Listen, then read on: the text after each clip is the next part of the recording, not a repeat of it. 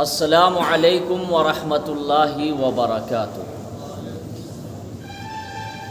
الحمد للہ نحمدہ ونستعینہ ونستغفرہ ونؤمن بہ ونتوکل علیہ ونعوذ باللہ من شرور انفسنا ومن سیئات اعمالنا، من يهده الله فلا مضل له ومن يضلله فلا هادي له، فأعوذ بالله من الشيطان الرجيم، بسم الله الرحمن الرحيم، إن صلاتي ونسكي ومحياي ومماتي لله رب العالمين، وقال الله تبارك وتعالى إنا أعطيناك الكوثر فصل لربك وانحر إن شانئك هو الأبتر۔ آمنت بالله صدق الله مولانا العظيم وصدق رسوله النبي الكريم ونحن على ذلك لمن الشاهدين والشاكرين والحمد لله رب العالمين۔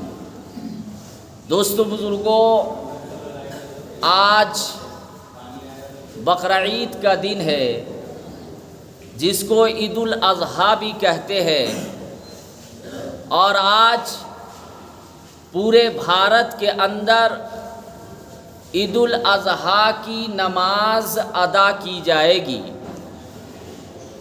اور آج جو مالدار حضرات ہیں، صاحب حیثیت حضرات ہے، وہ اللہ کے لیے صرف عبادت کی نیت سے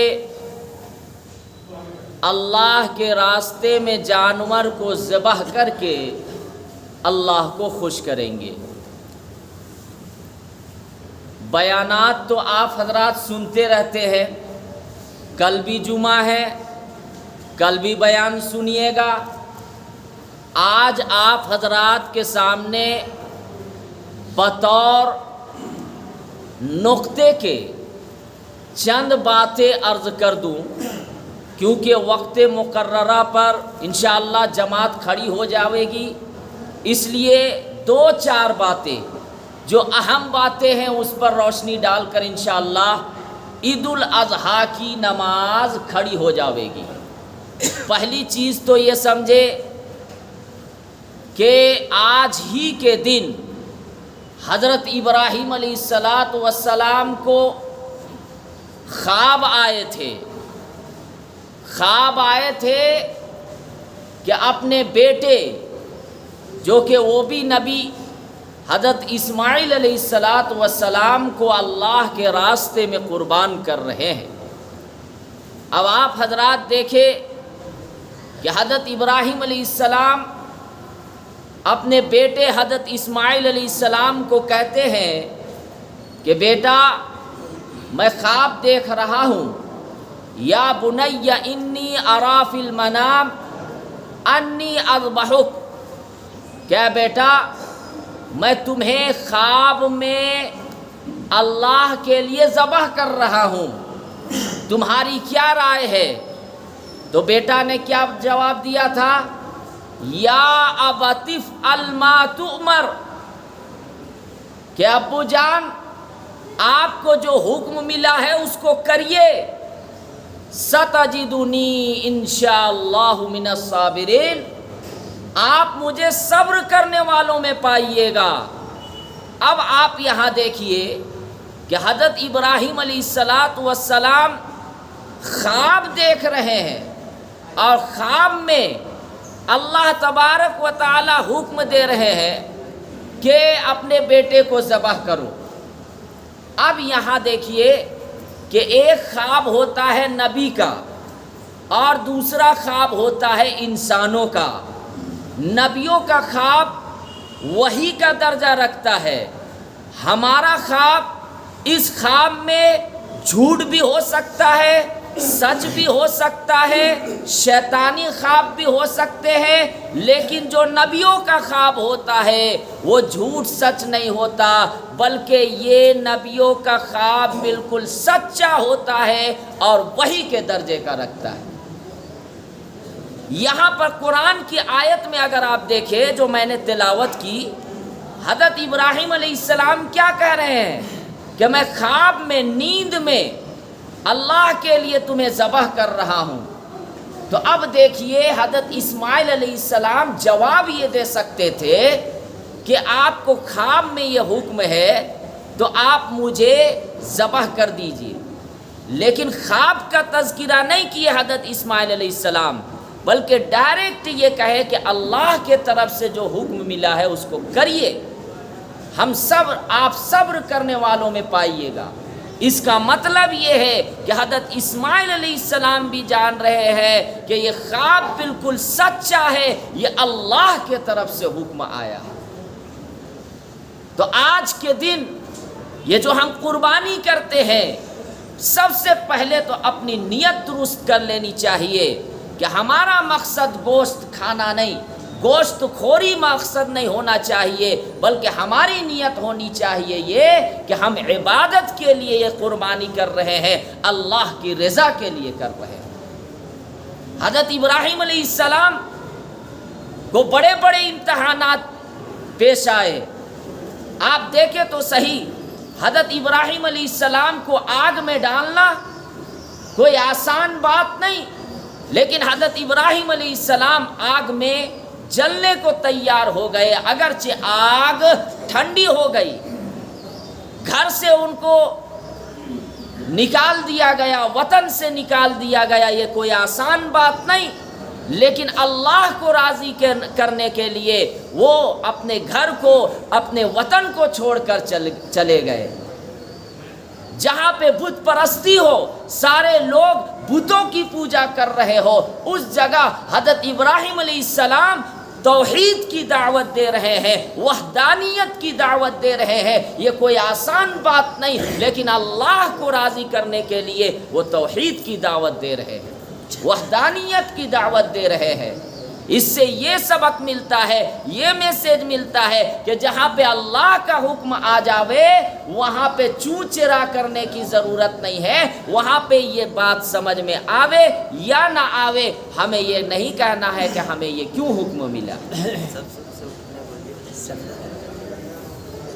وقت 6:30 بجے انشاءاللہ جماعت کھڑی ہو جاوے گی، بیانات تو آپ حضرات سنتے رہیں گے، تو ادب سے گزارش ہے کہ ہر سب سے کھڑے ہو جائیے، اور عیدی کے طور پر آپ لوگ اپنے جیب سے جو ہے خوشی سے دیتے رہیے۔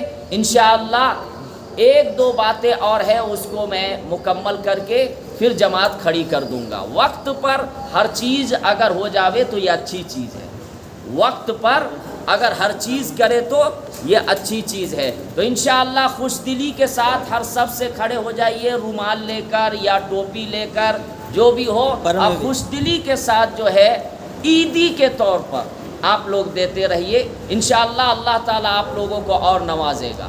تو آج قربانی کا دن ہے، اور قربانی کہتے کس کو ہے؟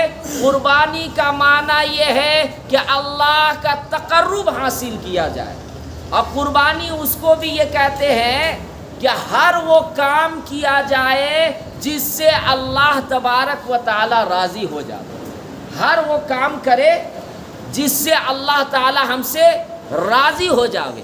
ظاہر سی بات ہے جب اللہ ہم سے راضی ہوگا تو پھر اللہ سے قرب حاصل ہوگا، ہم اللہ کے قریب ہو جاویں گے۔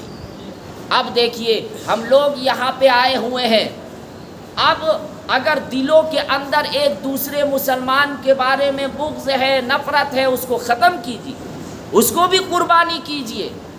آج عید الاضحیٰ کا دن ہے، اگر کسی مسلمان کا یا کسی رشتہ دار سے آپ کی بات چیت نہیں ہے، یا پھر ایک گھر میں ایک چھت میں رہ کے 2 بھائی آپس میں بات نہیں کر رہے ہو، یا باپ اپنے بیٹے سے بات نہیں کر رہا ہو، یا بیٹا اپنے باپ سے بات نہیں کر رہا ہو، تو اس کو بھی قربانی دیجیے، اپنے دل کی صفائی کیجیے، بات چیت شروع کر دیجیے۔ آج عید الاضحیٰ کا دن ہے، آج کے دن یہ ایک عظیم الشان عبادت مکمل ہو رہی ہے۔ وہ کون سی عبادت ہے؟ حج۔ حج کی جو تمام اہم ارکان ہے وہ مکمل ہو جاتے ہیں، صرف طواف زیارت جو اہم رکن ہے، فرض ہے، وہ باقی رہتا ہے، وہ 3 دن کا وقت رہتا ہے، 10، 11، 12۔ اس کے علاوہ جتنے بھی ارکان اہم ہیں، مزدلفہ، میدان عرفات وغیرہ اور کنکڑی مارنے کا، وہ بھی 3 دن وقت رہتا ہے، تو یہ سب ارکان پورے ہو جاتے ہیں۔ تو اس لیے یہ جو ہے عید الاضحیٰ کا دن دیا گیا ہے۔ بہرحال آپ دیکھیں تو صحیح کہ اتنا بڑا امتحان کہ حضرت ابراہیم علیہ السلام کو بڑھاپے کے وقت میں جب 80-85 سال کی عمر ہو گئی، اللہ نے ایک بیٹا سے نوازا، اور اس کے بعد اتنا بڑا امتحان ہو گیا کہ اللہ نے کہا کہ اب اس بیٹے کو قربان کر دو۔ دیکھے تو صحیح کہ حضرت ابراہیم علیہ السلام یہ نہیں سوال کیے کہ یا اللہ اس بیٹے پر کیا اس بیٹا نے ظلم کیا، یہ میرا بیٹا کیا غلطی کیا۔ ہم اور آپ ہوتے تو واقعتاً ہم یہ سوال کرتے کہ یا اللہ یہ میرا بیٹا ہے، یہ میرا بیٹا کیا گناہ کیا کہ اس کو ذبح کرنے کا حکم ہو گیا۔ لیکن حضرت ابراہیم علیہ السلام سوال نہیں کیے۔ اور کون سا بیٹا؟ کوئی گناہگار بیٹا نہیں، فرما بردار بیٹا۔ کون سا بیٹا؟ جو ایک جلیل القدر پیغمبر کا بیٹا، خود نبی۔ اس کے باوجود حضرت ابراہیم علیہ السلام اپنے بیٹے کو لے کر چلے گئے ذبح کرنے کے لیے۔ اس جگہ شیطان بھی بہکانے کے لیے آتا ہے۔ حضرت ابراہیم علیہ السلام کنکڑی اٹھا کر 3 جگہ پر ان کو مارتے ہیں، بھگاتے ہیں۔ کس کو؟ شیطان کو۔ وہی حاجی لوگ حج کرنے کے لیے جاتے ہیں تو بڑا شیطان، چھوٹا شیطان، منجلا شیطان کو مارتے ہیں۔ یہ وہی حضرت ابراہیم علیہ السلام کی یادگار ہے۔ حضرت ابراہیم علیہ السلام کو شیطان آیا تھا بہکانے کے لیے، لیکن اللہ کا حکم آ گیا، حضرت ابراہیم علیہ السلام شیطان کے بہکاوے میں نہیں آئے اور 3 جگہ پر جو ہے کنکڑی مارے۔ بہرحال حضرت ابراہیم علیہ السلام اپنے بیٹے کو ذبح کرنے کے لیے تیار ہو گئے۔ آپ دیکھیں تو صحیح، اللہ کو راضی کرنے کے لیے اللہ کا حکم آیا۔ آج ہم اللہ کو ناراض کرنے کے لیے کیا نہیں کرتے؟ آج دیکھتے ہیں شادیوں میں یا اور جگہوں میں ہم اللہ کو ناراض کر رہے ہیں اور دنیا والوں کو خوش کر رہے ہیں۔ میری پھوپھی ناراض ہو جائے گی شادی میں اگر ہم ڈی جے نہیں بجائیں گے، میرے بھائی ناراض ہو جائیں گے اگر شادی میں ہم کھڑا نہیں کھلائیں گے، میرے بھائی ناراض ہو جائیں گے، میرے چچا ناراض ہو جائیں گے، میرے دادا ناراض ہو جائیں گے، لیکن یہ نہیں سوچتے کہ اللہ ناراض ہو رہا ہے، اللہ ناراض ہو رہا ہے۔ ہم لوگوں کو خوش کرنے کے لیے اللہ اور اللہ کے رسول صلی اللہ علیہ وسلم کو ناراض کر رہے ہیں، یہ ہمارے لیے کتنے افسوس کی بات۔ بہرحال ہم دیکھیں یہاں یہ حضرت ابراہیم علیہ السلام صرف ایک واقعہ نہیں ہے، اس میں اندر میں جائیں گے تو یہ ہمارے لیے بہت بڑا سبق ہے کہ حضرت ابراہیم علیہ السلام کو اللہ کا حکم آیا، وہاں پہ سوالات نہیں کر رہے ہیں، وہاں پہ اور بھی کچھ بھی جو ہے ایسی باتیں نہیں کر رہے جو اللہ کو ناپسند۔ حضرت ابراہیم علیہ السلام چھری لے کر تیزی کے ساتھ جو ہے تیار ہو گئے اپنے بیٹے کو ذبح کرنے کے لیے۔ دیکھیں تو صحیح کہ حضرت ابراہیم علیہ السلام چھری پکڑے ہیں تیزی کے ساتھ زور سے تاکہ بیٹا کو میں ذبح کروں، چھری نہیں چل رہی ہے تو حضرت ابراہیم علیہ السلام ناراض ہو رہے ہیں، حضرت ابراہیم علیہ السلام ناراض ہو رہے ہیں۔ ہم اور آپ ہوتے تو کہتے کہ چلو چھری نہیں چل رہی ہے، میرا بیٹا ذبح ہونے سے بچ گیا، لیکن حضرت ابراہیم علیہ السلام چھری کو زور سے پکڑتے ہیں کہ کیوں نہیں چل رہی ہے اور چھری چلانے کی کوشش کرتے ہیں۔ کیوں؟ اللہ کا حکم ہے کہ ذبح کرو، چھری نہیں چلتی ہے تو حضرت اسماعیل علیہ السلام کہتے کہ ابو جان آپ اپنی آنکھ میں کیا کر لے، پٹی باندھ لیجئے، آپ ذبح کریں گے، ہو سکتا ہے خون نکل آوے تو پھر آپ کے دل میں جو ہے افسوس پیدا ہو، اور محبت پیدا ہو جاوے میرے چہرے کو دیکھ کر، اس لیے آنکھ میں پٹی باندھ لیجئے۔ بہرحال آنکھ میں پٹی باندھے اور اس کے بعد حضرت ابراہیم علیہ السلام ذبح کرنے کے لیے تیار ہو گئے۔ چھری چلی لیکن حضرت اسماعیل علیہ السلام کے گلے پر نہیں، حضرت اسماعیل علیہ السلام کو ہٹا لیا گیا اور دمبے کو، جانور کو جو ہے اللہ کے راستے میں قربان کر دیا گیا، اس کی قربانی ہو گئی۔ اللہ تعالی حضرت اسماعیل علیہ السلام کو قربانی نہیں چاہ رہے تھے، اللہ تعالی حضرت اسماعیل علیہ السلام کی موت نہیں مانگ رہے تھے، بلکہ اللہ تعالی حضرت ابراہیم علیہ السلام، حضرت اسماعیل علیہ السلام کا امتحان لے رہے تھے۔ خدا کی قسم آج بھی دنیا میں اگر مسلمان یہ سمجھتے ہیں کہ ہمارے اندر یہ تکلیفیں کیوں آ رہی ہے، ہماری مصیبتیں یہ کیوں آ رہی ہے، آپ انبیاء کرام کے سیرت کا مطالعہ کیجئے، صحابہ کرام کا سیرت کا مطالعہ کیجئے تو پتہ چلے گا یہ قربانیوں سے بھرا ہوا ہے۔ بہرحال وقت ہو گیا، باتیں ہوتی رہتی ہے، خوش دلی کے ساتھ قربانی کیجئے، نیت صاف کر کے قربانی کیجئے اور اچھے سے گوشت تقسیم کیجئے اور 3 جگہ حصہ کیجئے۔ غریبوں کو بھی حصہ، ایک حصہ رکھیے، ایک اپنے میں رکھیے اور تیسرا جو اپنے رشتہ داروں میں تقسیم کیجئے۔ بہرحال عید الاضحیٰ کی نماز اور عید الفطر کی نماز یہ سال میں 2 مرتبہ آتی ہے، اس لیے یہ نماز کا طریقہ بتلا دیا جاتا ہے تاکہ مسلمان بھولے نہ۔ تو آپ نیت یہ سمجھیے کہ نیت دل کے ارادہ کا نام ہے، آپ گھر سے چلے تو سمجھیے کہ یہ نیت ہو گئی، لیکن اگر آپ زبان سے کہنا چاہتے ہیں تو نیت کریں گے کہ میں نیت کرتا ہوں 2 رکعت نماز عید الاضحیٰ کی، واجب 6 زائد تکبیروں کے ساتھ یہ نیت کرنی ہے۔ امام صاحب پہلی تکبیر کہیں گے اللہ اکبر، آپ لوگ بھی تکبیر کہیں گے اللہ اکبر، اللہ اکبر کہیں گے، اس کے بعد باندھ لیں گے، وہ تکبیر نماز والی ہوئی اس میں امام صاحب ثنا پڑھیں گے، پھر اس کے بعد 3 تکبیریں زائد کہی جائیں گی۔ پہلی تکبیر اللہ اکبر، ہاتھ کو کانوں تک اٹھائیں گے چھوڑ دیں گے، دوسری تکبیر اللہ اکبر، ہاتھ کو کانوں تک اٹھائیں گے چھوڑ دیں گے، تیسری تکبیر اللہ اکبر باندھ لیں گے، تیسری تکبیر میں اللہ اکبر امام صاحب باندھ لیں گے، پھر قرات کریں گے جس طریقے سے کیا جاتا ہے۔ دوسری رکعت میں امام صاحب سب سے پہلے سورہ فاتحہ سورت ملائیں گے، پھر رکوع میں جانے سے پہلے 3 تکبیریں زائد کہی جائیں گی۔ پہلی تکبیر اللہ اکبر، امام ہاتھ کو کانوں تک اٹھائیں گے چھوڑ دیں گے، دوسری تکبیر اللہ اکبر، ہاتھ کو کانوں تک اٹھائیں گے چھوڑ دیں گے، تیسری تکبیر میں پھر ہاتھ کو اٹھائیں گے کانوں تک چھوڑ دیں گے، چوتھی تکبیر یاد رکھیے گا دوسری رکعت میں ہاتھ نہیں اٹھانا ہے بلکہ ڈائریکٹ رکوع میں چلے جانا ہے۔ تو آپ حضرات سے گزارش ہے ادب سے کہ ایک مرتبہ کھڑے ہو جائیے، صفیں درست کر لیجئے، اب جماعت کھڑی ہو جائے گی انشاءاللہ۔